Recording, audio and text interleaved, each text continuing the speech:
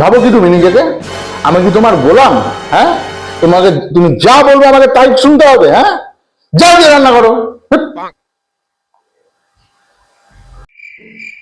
আমার বউ তো আমার সাথে পায়ে পা মিলিয়ে ঝগড়া করে, ও তো কোনো রিপ্লাই দিল না।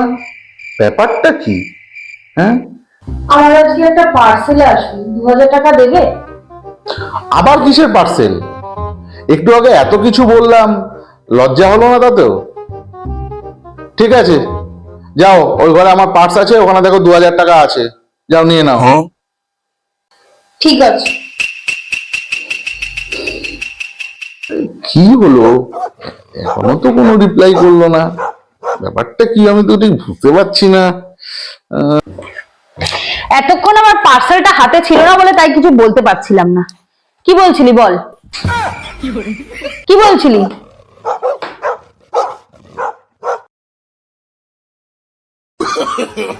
No, no, no, no.